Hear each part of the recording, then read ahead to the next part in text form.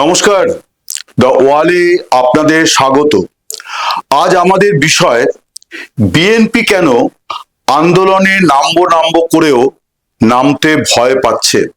একটু লম্বা শিরোনাম, আমি আপনাদের সামনে গোটা বিষয়টা ব্যাখ্যা করব যে কেন বাংলাদেশ ন্যাশনালিস্ট পার্টি তারা বিগত 8 সাড়ে 8 মাস অর্থাৎ শেখ হাসিনা দেশ ছেড়ে চলে আসার পর এই যে অন্তর্বর্তী সরকারের জমানাতে বিএনপি 4বার সরকারের বিরুদ্ধে আন্দোলনে নামার হুঁশিয়ারি দিয়েছে। এই হুঁশিয়ারি তারা সর্বশেষ দিয়েছে ঈদের ছুটির পরে। মির্জা ফখরুল ইসলাম আলমগীর বিএনপির মহাসচিব তিনি বলেছেন যে সরকার যেভাবে চলছে, উপদেষ্টারা যেভাবে দেশ চালাচ্ছেন এবং সামগ্রিক যা পরিস্থিতি, সেই পরিস্থিতি বিবেচনা করে বিএনপিকে আন্দোলনে নামতে হচ্ছে। এবং তাদের একটা বড় দাবি হচ্ছে যে ডিসেম্বর 2025 এই সময়ের মধ্যে দেশে জাতীয় সংসদ নির্বাচন করতে হবে। এই দাবি নিয়ে তারা মোহাম্মদ ইউনূসের প্রতি চাপ সৃষ্টি করতে চায় যে সরকার ঘোষণা করুক যে ডিসেম্বর 2025 অর্থাৎ চলতি বছর শেষ হওয়ার আগেই বাংলাদেশে জাতীয় সংসদ নির্বাচন সংগঠিত হবে। এইটা হচ্ছে বিএনপির দাবি। দাবিটা নতুন নয়, দাবিটা প্রায় 3-4 মাস ধরে বিএনপি এই কথা বলে আসছে। কিন্তু যেটা লক্ষণীয় যে 4বার আন্দোলনের হুঁশিয়ারি দিয়েও তারা এখনো পর্যন্ত আন্দোলনে নামেনি। এবং শুধু তাই নয়, 16ই এপ্রিল তারা প্রধান উপদেষ্টার সঙ্গে দেখা করতে চায়। প্রধান উপদেষ্টা মোহাম্মদ ইউনূসকে বিএনপির তরফে চিঠি দেওয়া হয়েছিল যে তারা প্রধান উপদেষ্টার সঙ্গে দেখা করে বিএনপির কতগুলি অবস্থান বা দাবি তারা তার কাছে পেশ করতে চায়। অর্থাৎ এখানেও দেখা যাচ্ছে যে বিএনপি এই যে সর্বশেষ আন্দোলনের হুঁশিয়ারি, এই হুঁশিয়ারির পরেও তারা কিন্তু সরাসরি ময়দানে নামছে না। তারা আবার প্রধান উপদেষ্টার উপরে ভরসা রাখতে চাইছে যে তিনি তাদের দাবি দাওয়াগুলি সম্পর্কে কিছু ইতিবাচক কথাবার্তা বা পদক্ষেপের কথা বলবেন। অর্থাৎ এইগুলি শোনার পরে তারপর বিএনপি নেতৃত্ব চূড়ান্ত দিনক্ষণ ঘোষণা করবে যে কবে তারা আন্দোলনে নামবে। অর্থাৎ এই যে দিনক্ষণ ঘোষণা, একদিকে বিএনপি বলছে যে সরকার নির্বাচনের দিন ঘোষণা করুক, আরেকদিকে বিএনপি তারা কবে নির্বাচনের জন্য তারা ময়দানে নামবে আন্দোলনে, এই ব্যাপারে তারাও কিন্তু কোনো দিন ঘোষণা করছে না। তারা সময় কিনছে, যেটাকে আমরা বলি টাইম বাই করা। তারা সময় কিনছে এবং এবারে 16ই এপ্রিল পর্যন্ত তারা আন্দোলনে নামছেন না, এটা এখন পরিষ্কার। কারণ 16ই এপ্রিল মোহাম্মদ ইউনূস তাদের সঙ্গে বসবেন এবং মোহাম্মদ ইউনূস কি বলতে পারেন এটা নিয়ে এখন বাংলাদেশের রাজনীতিতে একটা চর্চা চলছে। অনেকেই মনে করছেন যে ইউনূস তার আগের অবস্থান থেকে সরবেন না। অর্থাৎ তিনি দুটি কথা বলেছেন যে নির্বাচন হয় 2025-এর ডিসেম্বরের মধ্যে হবে, অথবা নির্বাচন হবে 2026-এর জুনের মধ্যে। আপাতত তিনি এই ঘোষণাটুকুই রেখেছেন। তিনি দিনক্ষণ ঘোষণার বিষয়টি নিয়ে একটা সর্বসম্মতির কথা কিন্তু অনেক দিন ধরে বলে যাচ্ছেন। অর্থাৎ বিএনপি চাইছে বলেই তিনি বলে দেবেন যে ঠিক আছে আমি ডিসেম্বরের মধ্যে ভোট করাবো, বা ঠিক আছে আমি জুনের মধ্যে ভোট করাবো, কি মার্চের মধ্যে ভোট করাবো। এরকমটি হওয়ার নয়, কারণ ইউনূস বলেই দিয়েছেন যে এই ব্যাপারে তিনি একটা কনসেনসাসের ভিত্তিতে এগোতে চান। অর্থাৎ অন্যান্য দলগুলির মত, এই অন্যান্য দলগুলির মতামতের প্রশ্ন যখন আসবে তখন দেখা যাবে যে বিএনপি এবং তার সহযোগী দলগুলি কিন্তু একদিকে এবং অন্যদিকে জামাতি ইসলামী, নতুন দল ন্যাশনালিস্ট সিটিজেন পার্টি এবং অন্যান্য ইসলামিক দল এবং আরো অনেকগুলি দল আছে যারা বিএনপির সহযোগী নয়, তারা আবার আরেক দিকে যারা সংস্কার প্রক্রিয়া সম্পূর্ণ শেষ করার পর নির্বাচনের পক্ষপাতী। সেক্ষেত্রে নির্বাচন আগামী বছর জুনে কেন, আগামী বছর ডিসেম্বর কি তার পরের ডিসেম্বরে হলেও তাদের কোনো আপত্তি নেই। অর্থাৎ তারা এক্ষুনি নির্বাচন চাইছে না। আওয়ামী লীগের অবস্থানটা স্পষ্ট নয়, তারা সবসময় বলছে যে যখনই নির্বাচন হবে তারা নির্বাচনের প্রতিদ্বন্দ্বিতা করবে।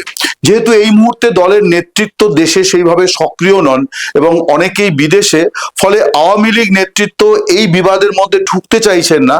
কিন্তু আমি যতদূর যা বুঝি যে আওয়ামী লীগ যে একেবারে ইমিডিয়েট নির্বাচন চাইছে তাও নয়, কারণ তাদেরও যদি তারা দেশে ফিরতে পারে বা যদি তাদের ময়দানে ফিরতে হয় তাদেরও ঘর গোছাতে সময় লাগবে।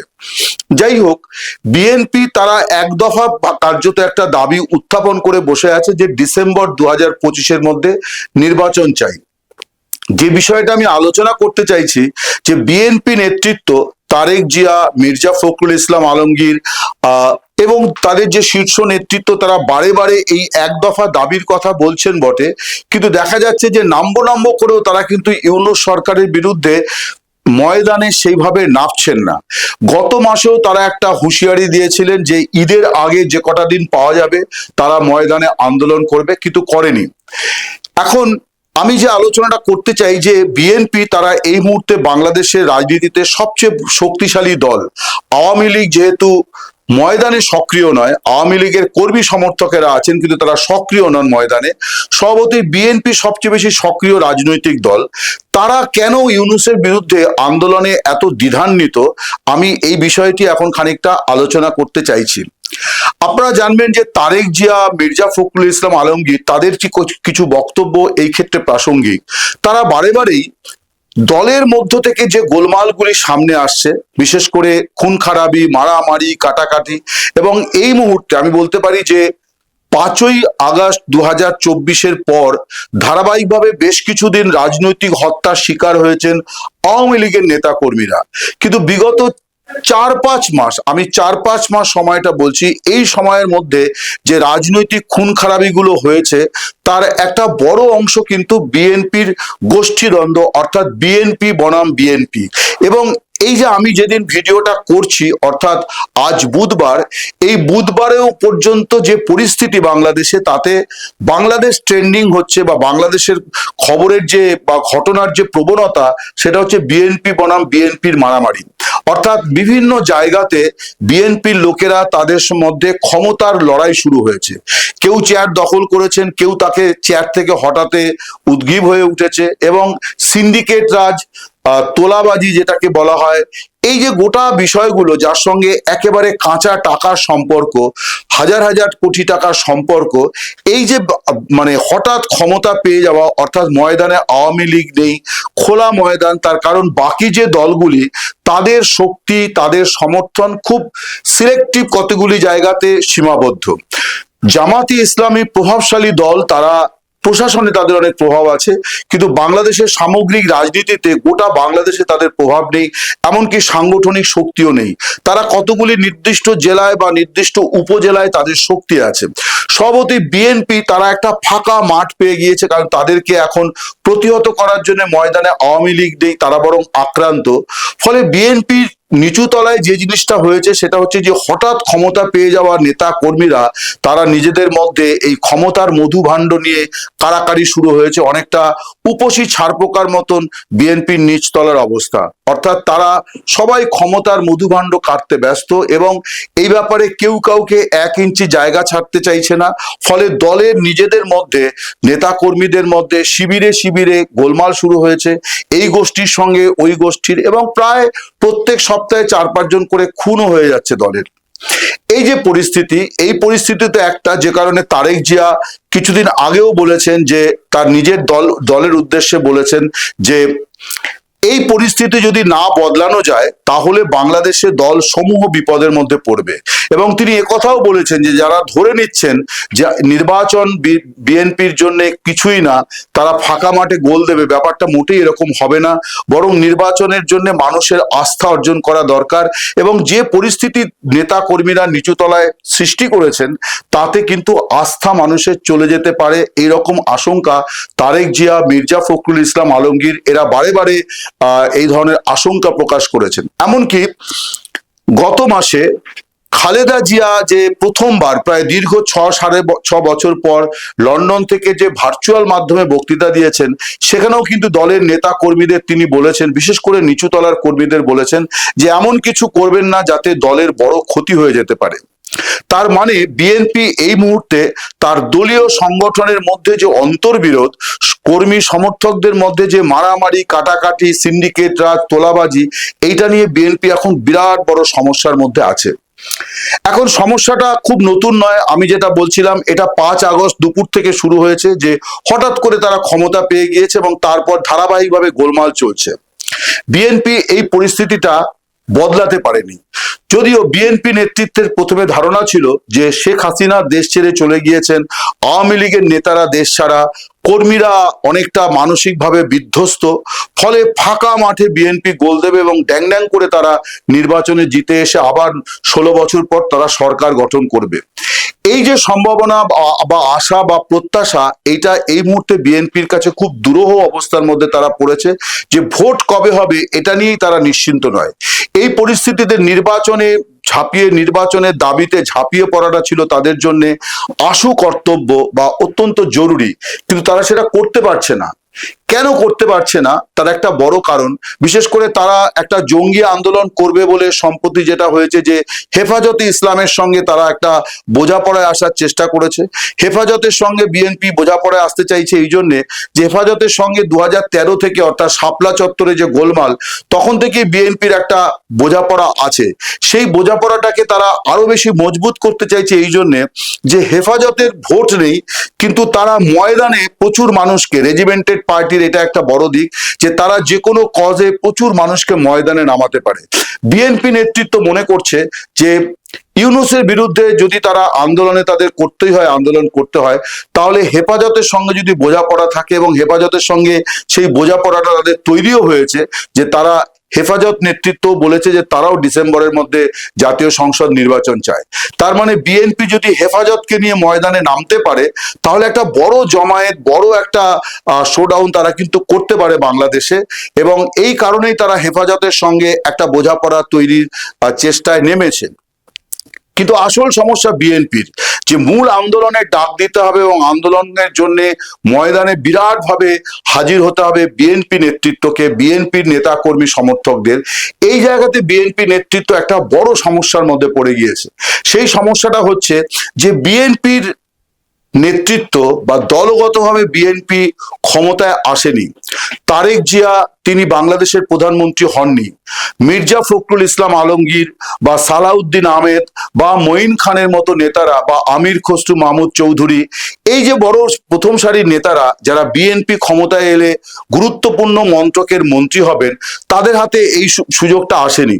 কিন্তু বিএনপির নিচুতলা, বিশেষ করে জেলা এবং উপজেলা, সেখানে যে নেতৃত্ব আছে তারা কিন্তু সরকারে এসে গিয়েছে, অর্থাৎ প্রশাসন তাদের দখলে। এখন তারা জেলাতে শেষ কথা, তারা উপজেলায় শেষ কথা, তাদের কথায় এসপি, তাদের কথায় ডিসি, তাদের কথায় থানার ওসি, তারা এখন ওঠা বসা করছে, ডিসিরা ওঠা বসা করছে। তার মানে বিএনপির মধ্যে যে সমস্যাটা এখন দেখা দিয়েছে সেটা হচ্ছে বিএনপির জাতীয় নেতৃত্ব বনাম বিএনপির জেলা উপজেলা নেতৃত্ব। জেলা উপজেলা নেতৃত্ব বা নগর কেন্দ্রিক যে নেতৃত্ব আছে, অর্থাৎ ঢাকা মহানগর, চট্টগ্রাম মহানগর, খুলনা মহানগর, এই মহানগর কেন্দ্রিক যে নেতৃত্ব আছে বা গ্রামীণ এলাকাতে উপজেলা কেন্দ্রিক নেতৃত্ব, তারা কিন্তু সব দল ক্ষমতায় না এলেও তারা কিন্তু ক্ষমতার স্বাদ পেয়ে গিয়েছেন। তার কারণ ময়দানে আওয়ামী লীগ নেই, ফলে তারা তাদের যে লুট তরাজ, সিন্ডিকেট রাজ, তোলাবাজি, রাহাজানি, এ কোনো কিছুতে বাধা দেওয়ার কেউ নেই। ফলে তারা মনে করছেন যে ভোট হলে পরে বরং নির্বাচন যদি হয়, তখন নতুন সংসদ যিনি নির্বাচিত হয়ে আসবেন, সাংসদ যিনি হবেন, এমপি যিনি হবেন, তখন আবার প্রশাসন চলে যাবে তার অধীনে, অর্থাৎ তার কথায় ডিসি চলবেন, তার কথায় থানার ওসি চলবেন, তার কথায় পুলিশ সুপার চলবেন। ফলে এখন যে জেলা উপজেলার নেতারা যে ক্ষমতাটা ভোগ করছেন, নির্বাচন হলে কিন্তু ক্ষমতাগুলো চলে যাবে ওই 300 জন সাংসদের হাতে। তার মধ্যে বিএনপির যতজন জিততে পারবেন তারা তখন দলের শেষ কথা হয়ে যাবেন, বিশেষ করে প্রশাসন পরিচালনায়। কিন্তু এখন দেখা যাচ্ছে যে কয়েক হাজার নেতাকর্মী তারা কিন্তু ক্ষমতা ভোগ করছেন। তারা কখনোই আন্দোলন করে নির্বাচনকে ত্বরান্বিত করার এই যে কর্মসূচির কথা বিএনপি বারে বারে বলছে, নেতৃত্ব বলছে, সেটা কিন্তু নিচুতলার নেতা কর্মীরা মোটেই তারা তা চান না। তারা তো বরং ক্ষমতা এনজয় করছেন, তারা প্রচুর টাকা রোজগার করছেন, তাদের কথাতে সবকিছু হচ্ছে, প্রশাসন উঠা বসা করছে। ফলে তারা দেখছেন যে আমার তো ক্ষমতা নিয়ে অসুবিধা নেই, বরং আমার ক্ষমতা চলে যাবে নির্বাচনের পর যখন নতুন এমপি সাহেব জিতে আসবেন। স্বভাবতই বিএনপি নেতৃত্ব কিন্তু এটা জানেন বলেই তারা ময়দানে নামার হুঁশিয়ারি দেন, আন্দোলনে নামার হুঁশিয়ারি দেন যে নির্বাচনের দিন ঘোষণার জন্য এক্ষুনি দিন ঘোষণা করতে হবে, আইন শৃঙ্খলার পরিস্থিতি উন্নত করতে হবে, জিনিসপত্রের দাম কমাতে হবে। মূলত তিনটি ইস্যুতে বিএনপি নেতারা বারে বারে আন্দোলনে নামার হুঁশিয়ারি দিচ্ছেন, কিন্তু দেখা যাচ্ছে যে তারা কিন্তু আন্দোলনে নামছেন না। এটা খুব বিচিত্র পরিস্থিতি যে আওয়ামী লীগ ময়দানে নেই, বিএনপির জন্য খোলা ময়দান ছিল, কিন্তু তারা একদিকে নির্বাচন কবে হবে এই নিয়ে অনিশ্চয়তার মধ্যে পড়েছে, আবার সেই নির্বাচনকে ডিসেম্বরের মধ্যে করাতে ইউনূস সরকারকে বাধ্য করার জায়গাতেও তারা নেই। তার কারণ তারা বুঝতে পারছে না, বা বরং খানিকটা বুঝতে পারছে, দলীয় রিপোর্ট তারা নিশ্চয়ই তাদের কাছে আছে, যে দল যদি একটা ঘোষণাও দেওয়া আন্দোলনের, সেই আন্দোলন কতটা সফল হবে এটা নিয়ে দলীয় নেতৃত্ব খুবই চিন্তিত বা শঙ্কিত। তার কারণ যে কথা বলছিলাম, যে নিচুতলার নেতৃত্ব যারা 16 বছর ধরে ক্ষমতাহীন, তারা কিন্তু ক্ষমতা পেয়ে গিয়েছেন। তারেক জিয়া প্রধানমন্ত্রী হননি ঠিক কথা, মির্জা ফখরুল ইসলাম মন্ত্রী হননি ঠিক কথা, কিন্তু উপজেলা বা জেলার নেতারা বা থানা স্তরের নেতারা বা নগর কেন্দ্রিক নেতারা, তারা কিন্তু প্রায় সরকারে থাকলে যে ক্ষমতা ভোগ করা যায় সে সব ক্ষমতাই তারা ভোগ করছেন।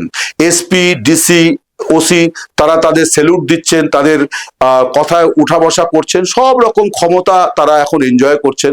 ফলে এই সুখের সংসার তারা ভাঙতে চাইছেন না। এটাই বিএনপির এই মুহূর্তে একটা বড় সমস্যা, যে তারা যে কারণে ইউনূস সরকারের বিরুদ্ধে হুঁশিয়ারি দিয়েও ময়দানে নামছেন না। তার ফলে বিএনপির আখেরে রাজনৈতিক পরিস্থিতি দিন দিন খারাপ হচ্ছে। নমস্কার, শুভরাত্রি, সকলে ভালো থাকবেন।